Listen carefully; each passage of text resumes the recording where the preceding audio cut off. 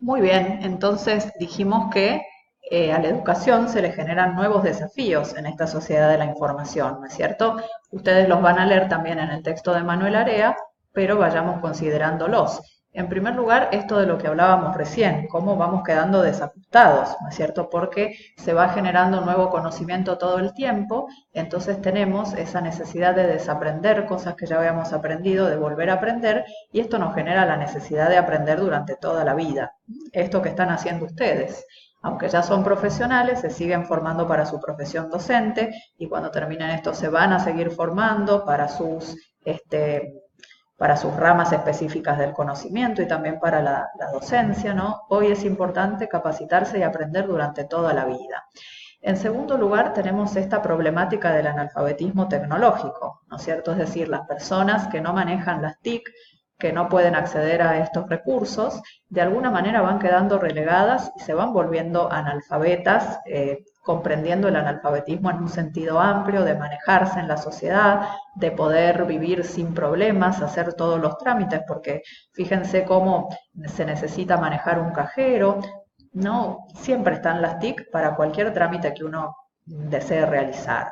Y entonces la educación debería afrontar este reto de la alfabetización digital, que incluye varias alfabetizaciones, ¿no es cierto? La alfabetización mediática, la alfabetización comunicacional, por supuesto la alfabetización digital y también la alfabetización de sacar provecho de las TIC, ¿no? De utilizarlas con buenos fines y no solamente para jugar, como suelen hacer los jóvenes, sino para sacarles provecho, para aprender, para sociabilizar, ¿no? Eso también tiene que ver con la alfabetización digital. Se genera una gran problemática en estos tiempos que es la saturación de la información. Recién hablábamos de la infoxicación, ¿no? Es como que la información nos satura, no hay forma de escapar de ella. Y entonces aquí se genera este nuevo desafío educativo que es enseñar a evaluar esa información, a encontrar lo que se necesita y después evaluar, a ver qué de esta información es la que me sirve, qué de esta información es la que es verdadera, la que es cierta, ¿no es cierto? Esto que llama Manuel Area distinguir lo relevante de lo superfluo. Esto es algo sobre lo que la educación tiene que trabajar muchísimo y en todos los niveles educativos, también en la universidad, ¿no? Que los alumnos, que los estudiantes sean conscientes de que no todo lo que hay en Internet es valioso ni es bien intencionado y entonces aprender a quedarse con lo que realmente vale. Muchos autores hablan de la curación de contenidos también. ¿Qué otra cosa, otra problemática surge? La dificultad de comprender las nuevas formas culturales. Es decir, nosotros estamos muy acostumbrados al libro de texto como expresión de la cultura, ¿no es cierto? Pero hoy en día hay nuevas formas de expresión que tienen que ver con el lenguaje que soportan las TIC, que es lo que se llama el lenguaje multimodal e hipertextual. Es decir, fíjense que en Internet o cuando utilizamos las TIC, nosotros leemos texto, pero de repente aparece un video y de repente aparece un audio, una imagen en movimiento, y entonces yo voy navegando y hago clic en un hipervínculo que me lleva a otro lugar y a otro hipervínculo y después ya no sé dónde estoy. Entonces tenemos que educar para la comprensión de esos lenguajes, primero formarnos nosotros para ello y también para que nuestros alumnos y nosotros mismos podamos expresarnos a través de esos lenguajes multimodales e hipertextuales, por supuesto sin dejar de lado el libro de texto, que también es importantísimo, pero incorporando estos nuevos tipos de lenguajes, ¿sí? Bueno, una gran problemática que visualizamos hoy en día es el desajuste del sistema escolar, como que el sistema escolar en todos sus niveles va quedando obsoleto, ¿no es cierto? Entonces, esto que decíamos recién, hay que adecuarse, hay que ayornarse, las instituciones educativas no pueden seguir formando a sujetos para que vivan en una sociedad industrial, no tienen que formarlos para que vivan en una sociedad de la información, del conocimiento, en la telépolis, y esto realmente es un gran desafío. Y entonces, claro, estamos de acuerdo en esto, ¿no es cierto? Pero entonces, ¿cómo hacemos para educar en el siglo XXI?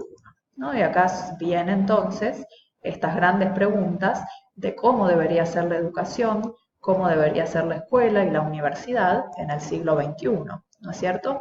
Entonces, seguro que en el siglo XXI, por estas nuevas posibilidades, por las nuevas exigencias que nos plantea esta sociedad, La educación va a tener que tender a un modelo didáctico centrado en el alumno, es decir, el alumno y el aprendizaje tienen que estar en el centro de este proceso.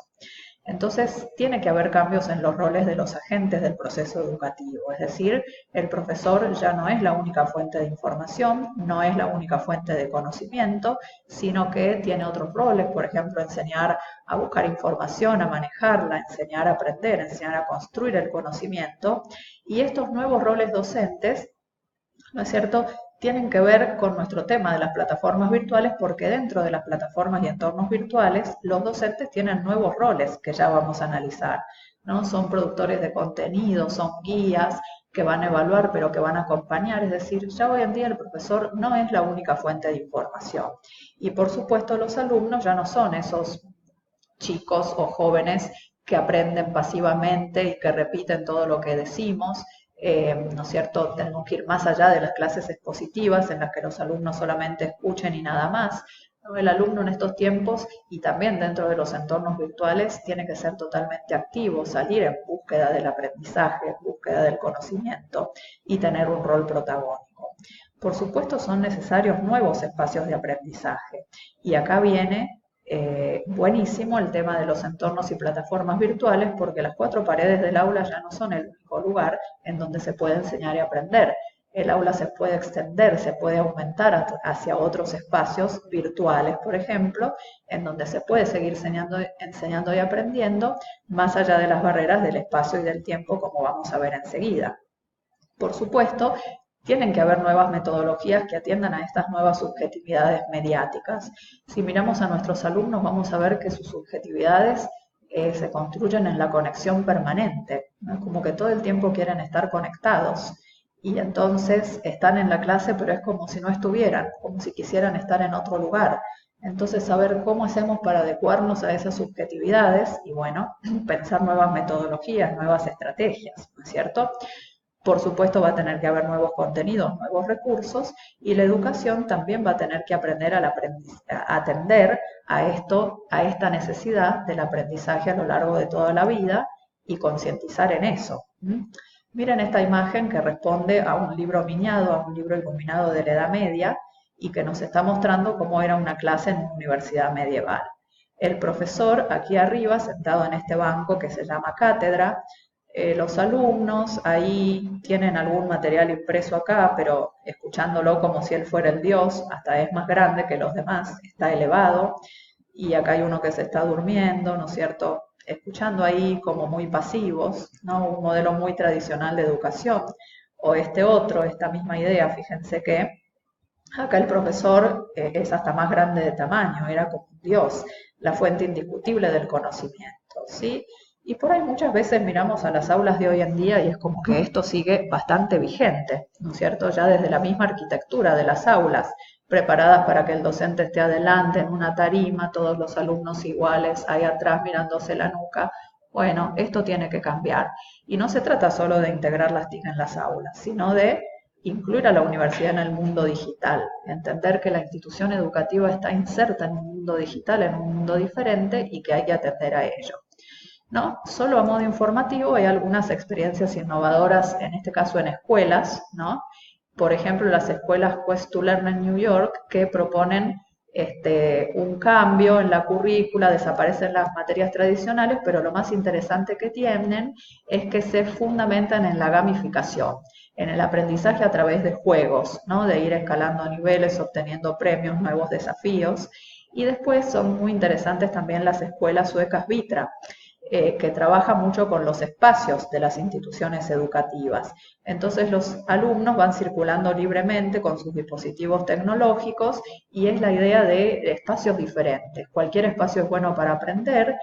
Fíjense que esas escuelas son gratuitas, cada alumno tiene su propio plan, entonces los chicos van circulando por estos espacios con sus dispositivos, eligen dónde aprender.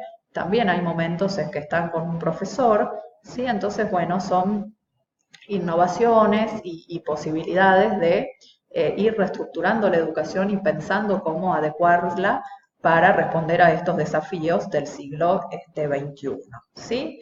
Bueno, pero me gustaría que terminemos esta clase atendiendo a este concepto que a nosotros por nuestro tema de las plataformas virtuales y los entornos virtuales nos viene muy adecuado, que es el aprendizaje ubicuo. Este es un concepto desarrollado por Burbules, por Cope, por Calansis. Ustedes van a tener un artículo para leer, ¿no es cierto?, sobre el aprendizaje ubicuo de Burbules, pero básicamente esto de la ubicuidad se refiere a que hoy en día es posible aprender en todo tiempo, desde cualquier lugar, que se puede aprender todo y que todos podemos aprender. Esto es lo que dice el aprendizaje ubicuo, ¿no es cierto? Entonces fíjense cómo esta idea se fundamenta en esta luz de las TIC, ¿no? Que es la ubicuidad, ¿no es cierto? Entonces podemos acceder, podemos conectarnos desde cualquier lugar, en todo tiempo, y vemos cómo se van modificando las categorías del espacio y del tiempo, en este caso, ¿no?